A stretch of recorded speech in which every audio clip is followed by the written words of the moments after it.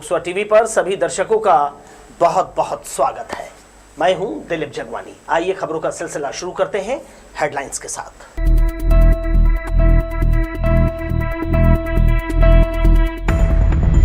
रतनपुर कोटा मार्ग से हटाया गया बेजा कब्जा, पुलिस ने चिन्हांकित किया था ब्लैक स्पॉट। शहर के मुक्का में दिन दहाड़े किया जा रहा अवैध उत्खनन, तालाब की मिट्टी धड़ल्ले से बेच रहे माफिया। सड़क दुर्घटना में कमी लाने शॉर्ट फिल्मों का सहारा लेगी पुलिस, आमजनों से फिल्म बनाने किया गया आग्रह, मिलेगा इनाम। और महीने भर की हड़ताल ने राजस्व विभाग में बढ़ाई पेंडेंसी, पटवारियों को तेजी से मामले निपटाने के दिए निर्देश। एक एक कर अब खबरें देख लेते हैं विस्तार से। रतनपुर क्षेत्र में लोक निर्माण विभाग के द्वारा सड़क निर्माण का कार्य किया जा रहा है। सड़क निर्माण चौड़ीकरण के तहत यातायात व्यवस्था को सुदृढ़ और सुगम बनाने के लिए खतरनाक और दुर्घटनाजन्य क्षेत्रों से अतिक्रमण भी हटाया जा रहा है। सुप्रीम कोर्ट की गाइडलाइन के अनुसार नेशनल हाईवे में चिन्हांकित ब्लैक स्पॉट सर्पाकार सड़क या यू टर्न सड़क को सीधा किया जाना है। इसके तहत गुरुवार को लोक निर्माण विभाग की टीम ने स्थानीय प्रशासन, तहसीलदार शिल्पा भगत और राजस्व अमले ने रतनपुर के शनिचरी बाजार के पास से अतिक्रमण हटाने की कार्यवाही की। बता दें कि रतनपुर बिलासपुर मार्ग से कोटा जाने के लिए जो मुख्य मार्ग में चौक पर अतिक्रमण किया गया है, उसकी वजह से इस मोड़ पर सड़क के दूसरी ओर से आने वाले वाहन दिखाई नहीं पड़ते। इसकी वजह से यहाँ दुर्घटनाएं होती है। दुर्घटनाजन्य ब्लैक स्पॉट क्षेत्र के अंतर्गत इसे चिन्हांकित किया गया था। लोक निर्माण विभाग व राजस्व की संयुक्त टीम ने अतिक्रमण हटाने की कार्यवाही की। सड़क से लगभग 40 फीट से अधिक दूरी तक अतिक्रमण हटा दिया गया। माना जा रहा है कि आने वाले समय में दुर्घटना रोकने के ये प्रयास मददगार साबित होंगे। साथ ही यातायात के बढ़ते दबाव में कमी आएगी और चौक की सुंदरता में चार चांद लग जाएंगे। ब्लैक स्पॉट चिन्हांकित किए गए हैं, उसमें आवश्यक सुरक्षा के मापदंड हमको करने हैं, जिसमें कि बेजा कब्जा जो है उसे हटाया जाना है। उसी के तहत हम कार्रवाई कर रहे हैं। इनकी आपत्तियां थी, उनको समझाया गया है। आज जमात के जो सदस्य थे उनके साथ बैठकर उन्हें इस प्रावधान के तहत जानकारी दी गई है और उनके द्वारा बिल्कुल सहमति दी गई है। और आपसी सहयोग के साथ ही लोक निर्माण विभाग और राजस्व विभाग के द्वारा ये कार्रवाई की जा रही है। चौक में ये ब्लैक स्पॉट था और इसमें दोनों छोर में इंटर विजिबिलिटी नहीं थी। मतलब इस छोर से उस छोर देखेंगे या उस छोर से इस छोर देखेंगे ना तो क्लियर दिखाई नहीं होता था, जिसके वजह से एक्सीडेंट की संभावना बनी रहती है। प्रशासन की इस कार्यवाही से बेजा कब्जाधारियों में हड़कंप मचा हुआ है। हालांकि जनहित को ध्यान में रखकर इस तरह की कार्यवाही की जा रही है, जिससे प्रशासन ने सभी से सहयोग की अपेक्षा की है। लोकसभा टीवी के लिए रतनपुर से विजय दानीकर की रिपोर्ट। बारिश में जल जमाव रोकने नगर निगम कई नालों के जरिए निकासी की व्यापक तैयारी कर रहा है। महापौर ने पुराना बस स्टैंड मुख्य पॉइंट से जवाली नाला तक जल निकासी के निर्माण कार्य का निरीक्षण किया। उन्होंने कहा, इससे शहरवासियों को बड़ी राहत मिलेगी। जल निकासी का अगले कई सालों का प्रबंध करने शहर में नए नालों का निर्माण और पुराने का चौड़ीकरण कर इनकी कनेक्टिविटी का कार्य तेजी से किया जा रहा है। अलग अलग इलाकों का निस्तारी और बारिश का पानी बाहर निकालने पुराना बस स्टैंड अहम स्थान है। निरीक्षण करने पहुंचे महापौर रामशरण यादव ने यहां चल रहे कार्यों की तकनीकी जानकारी ली और पूछा और कितना समय लगेगा। इमलीपारा, लिंक रोड, शहीद चौक तीनों ओर की जल निकासी देने, चौक में कई कलवर्ट बनाकर चौड़ा नाला तैयार किया जा रहा है।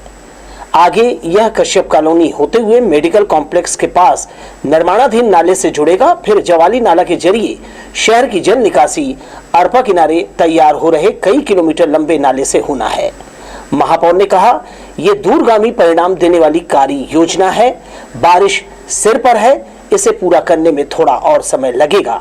यकीनन नागरिकों को बड़ी राहत मिलेगी।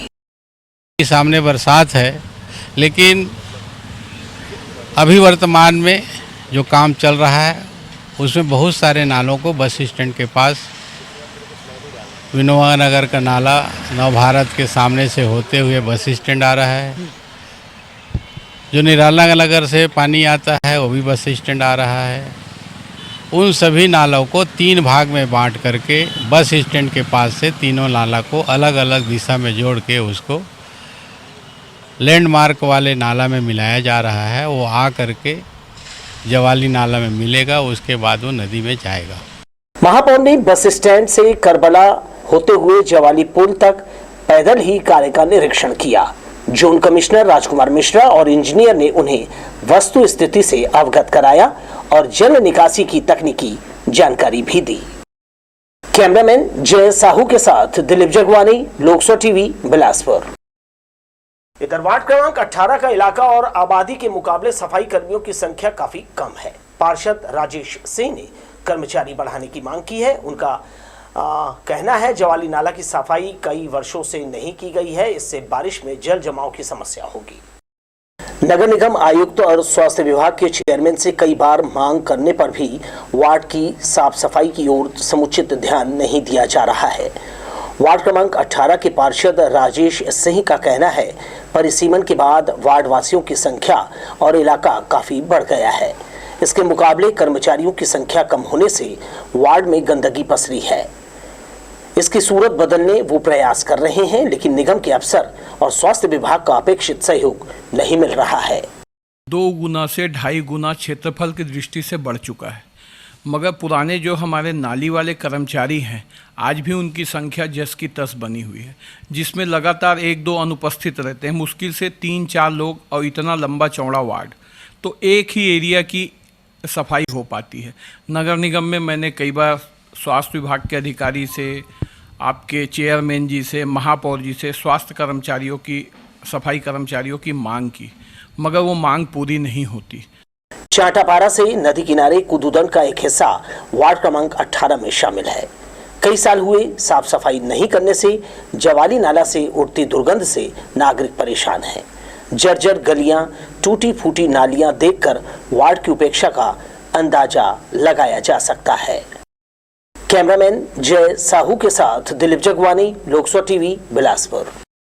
मजबूरी में दूषित पानी पी रहे नागरिक बीमार पड़ने की आशंका से घबरा रहे हैं। सरकंडा के इमली भाटा में रहने वाले 200 परिवारों को भूमिगत टंकी से जलापूर्ति की जा रही है। वार्डवासी पानी में कीड़े मिलने की शिकायत भी कर चुके हैं।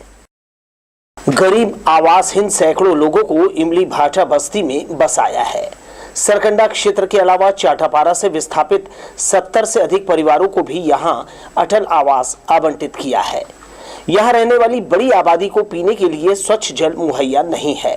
इमली भाटा में बने भूमिगत टैंक से 200 से ज्यादा परिवारों को जल आपूर्ति किया जा रहा है।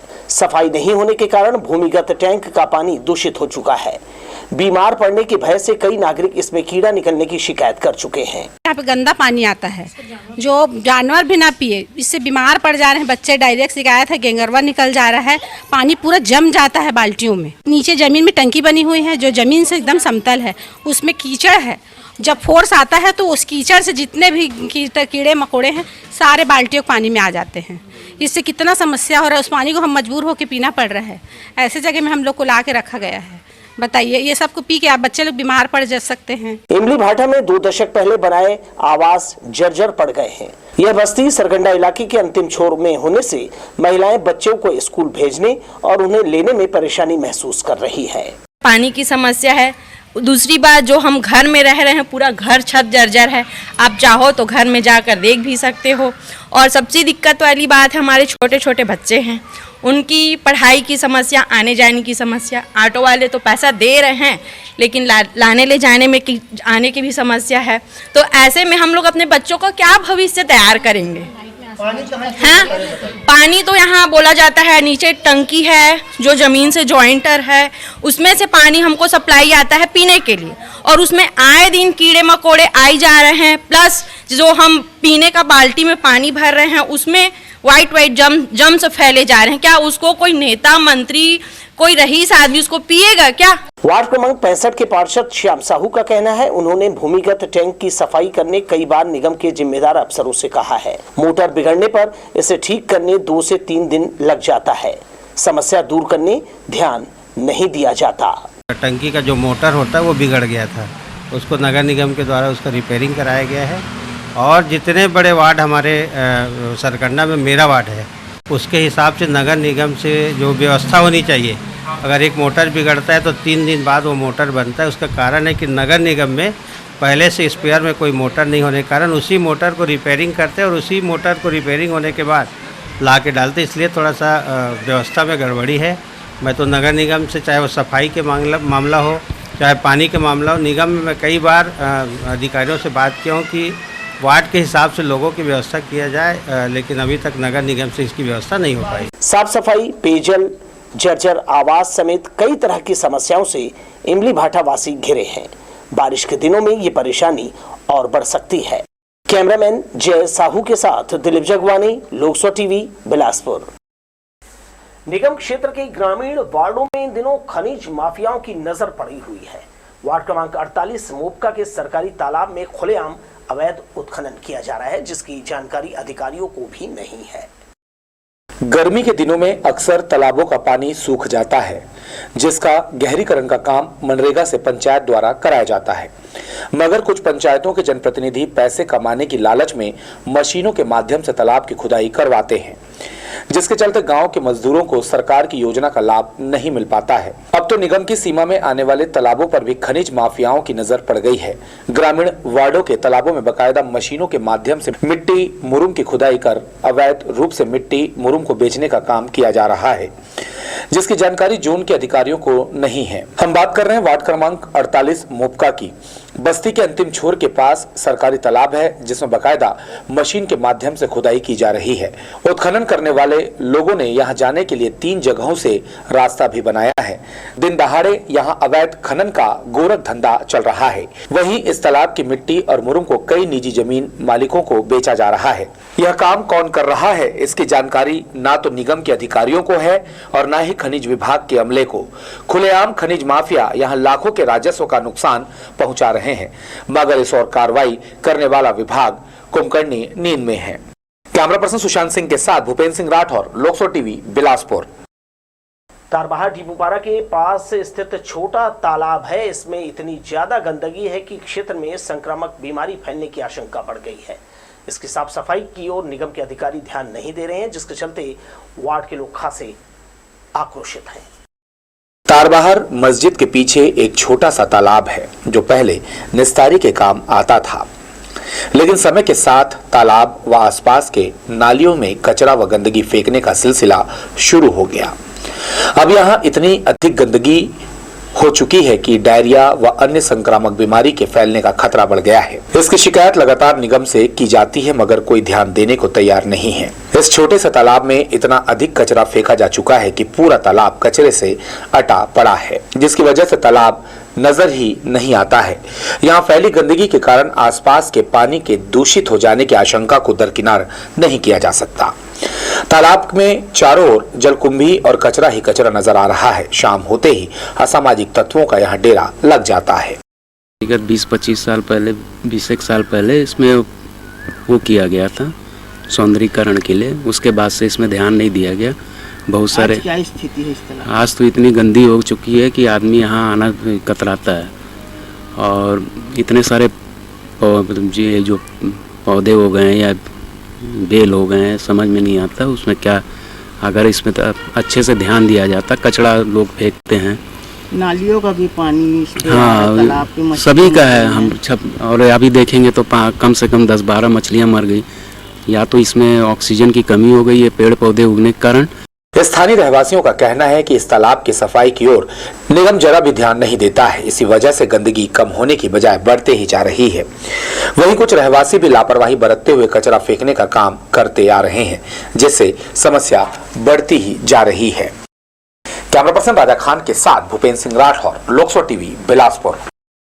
और उधर हेमू नगर और शंकर नगर में पानी की समस्या को लेकर नागरिकों ने आयुक्त से मुलाकात की।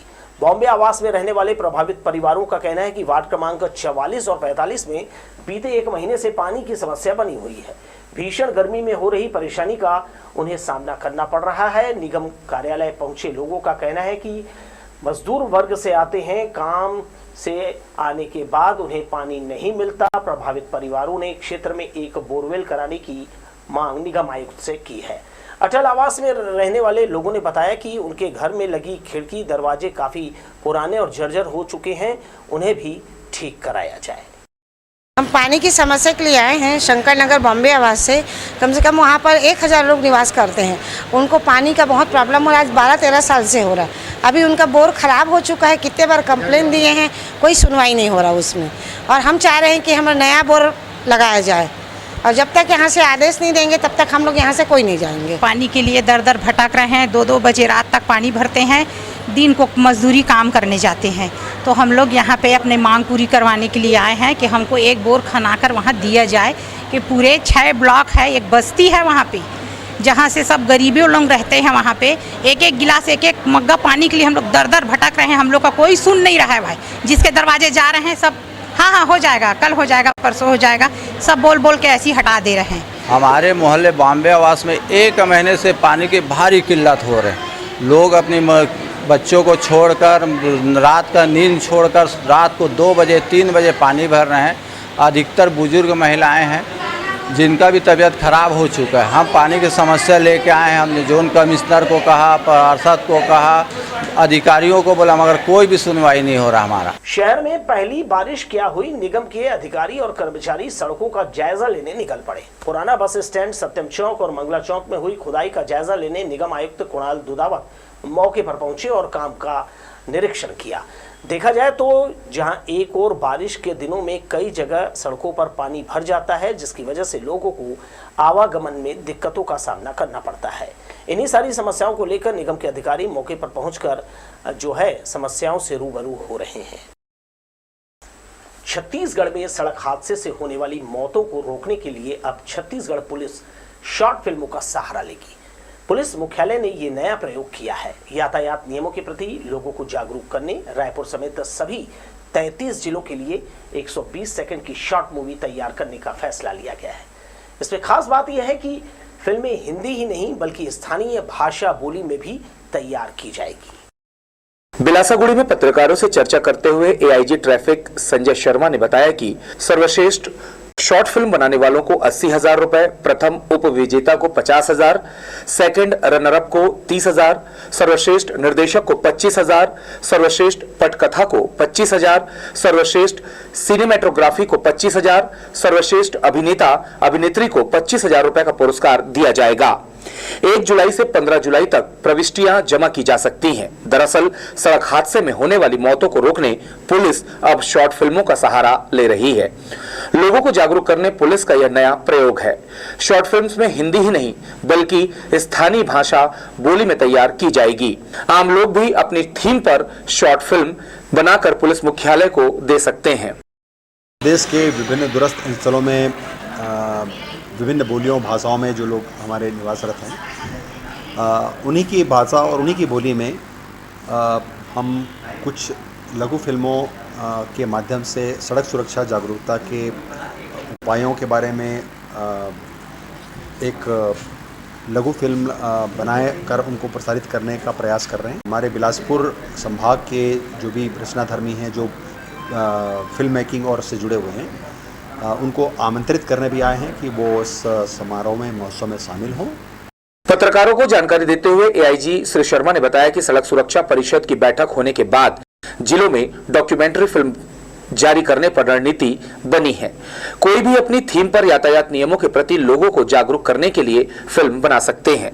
शॉर्ट फिल्म को तैयार कर गूगल ग्रिफ के माध्यम से मेल भी कर सकते हैं या aigtraffic.cg@gmail.com पर लिंक भेज सकते हैं।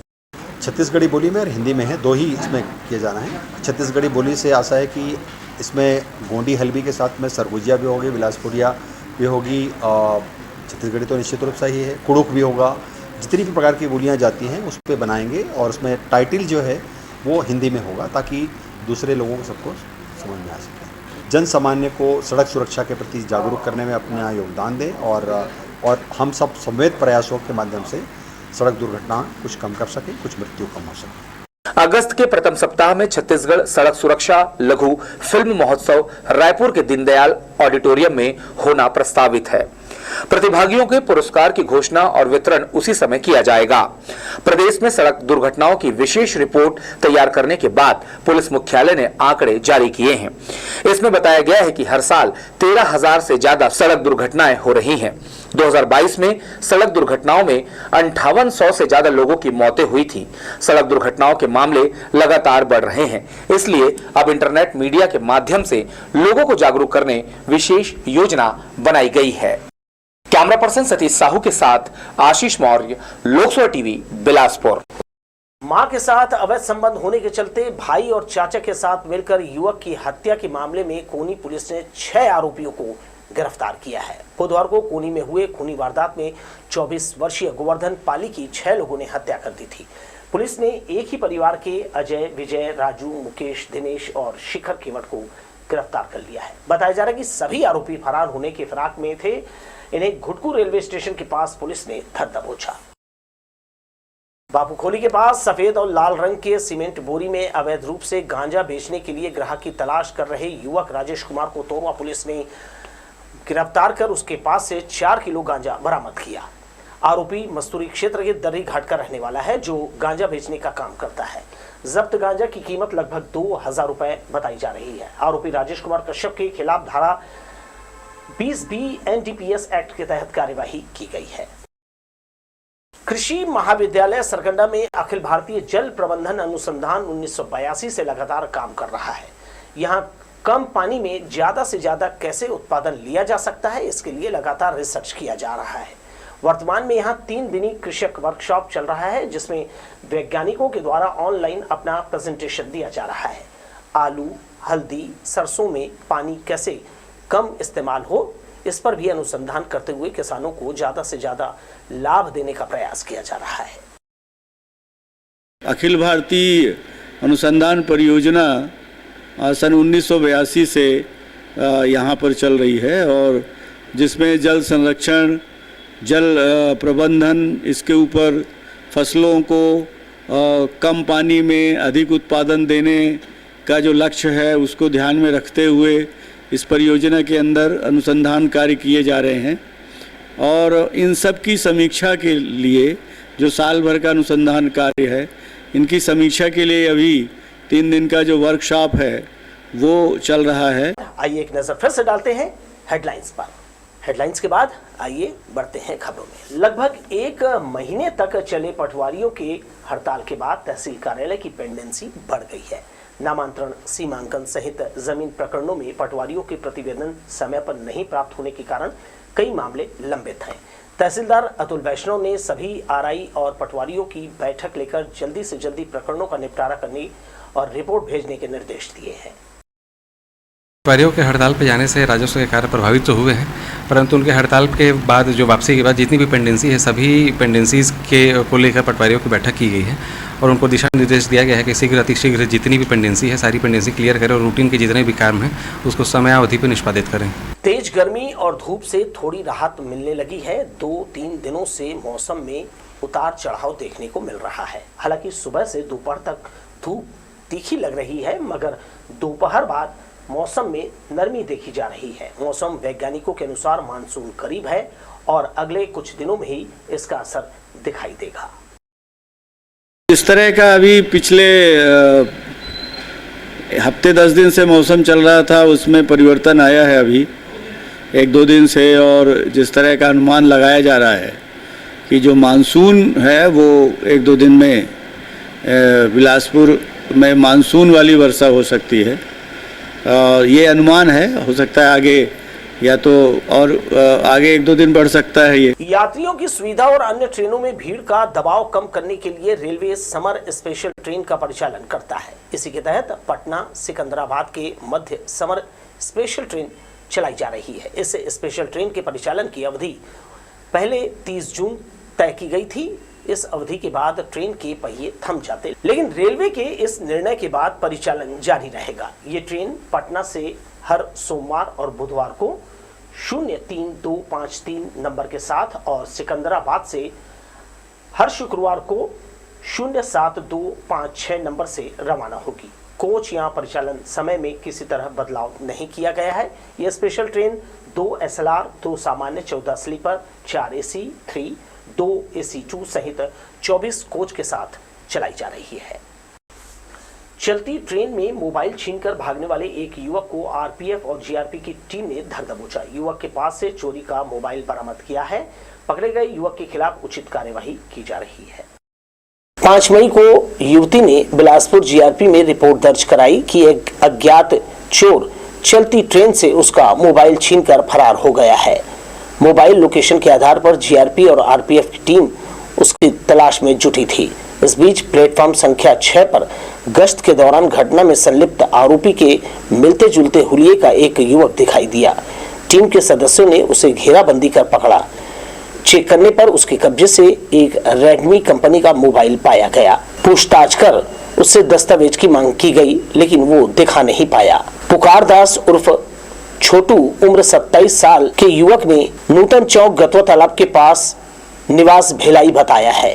उसके कब्जे से मिले मोबाइल के संबंध में भी उससे जानकारी ली गई तो उसने बताया कि 1 महीने पहले ट्रेन में बैठे एक यात्री से उसने मोबाइल छीना था।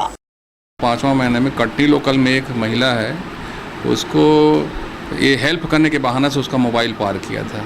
तो अपने पास फोटोग्राफ था उसका, उस फोटोग्राफ के माध्यम से कल रात में इसको चेकिंग में मिला है और पूछताछ पर अपराध कबूल किया। इसे वो चोरी गया मोबाइल मिल गया है। अक्सर ऐसा काम करता है। अभी तो पहली बार हमारे यहाँ है, घटना पहली बार हुआ है, लेकिन इसको पूरा स्टाफ को अलर्ट कराना पड़ेगा इस संबंध में।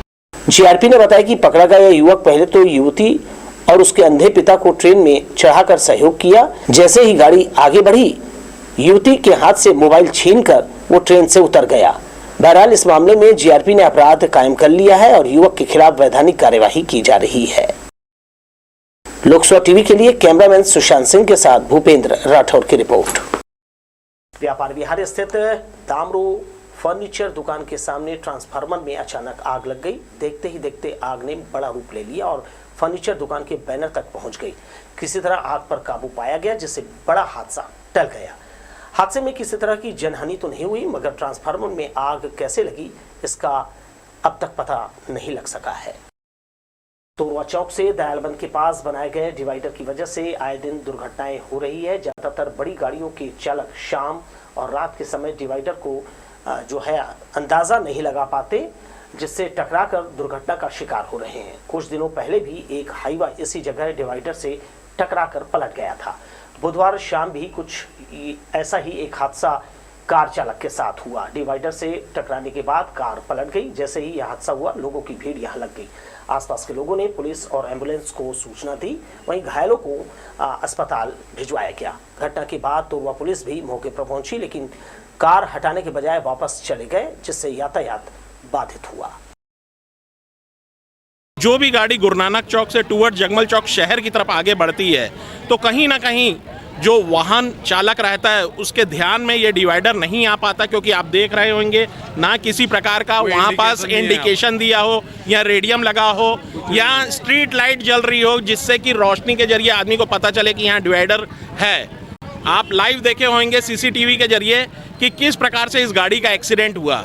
ये गाड़ी बीचों बीच रोड पे थी। अचानक जब तक ड्राइवर को आभास होता कि आगे डिवाइडर है, तब तक वो काफ़ी देर हो चुकी थी और ये गाड़ी हवा में उछलते हुए बीच रोड पे पलटी है। मौसम में हुए अचानक बदलाव के चलते तेज आंधी तूफान और बारिश के चलते कई जगह पेड़ धराशायी हो गए। Link road Bilasa girls college के पास एक विशाल पेड़ गिर जाने से सड़क जाम हो गया। आनंद फानन में निगम के कर्मचारी पहुंचे और पेड़ की कटाई कर सड़क को व्यवस्थित किया, जिससे आवागमन फिर से शुरू हो सका। बाधा, जैसे कि हम देखते हैं कुछ खबरों में भी हम बाधा शब्द का इस्तेमाल करते हैं और किस तरह से उससे समस्या पैदा होती है। उसी तरह जिंदगी में भी बहुत सी कठिनाइयां, बाधाएं आती हैं, जिसका या तो व्यक्ति खुद डटकर मुकाबला करता है या इसे सामूहिक रूप से जो है हटाया जाता है इस बाधा को। तो उसी तरह जीवन में भी अकेले या फिर सामूहिक रूप से हम कुछ कर पाते हैं। इसके साथ ही मुझे दीजिए विदा और आप देखते रहिए लोकसभा टीवी। नमस्कार।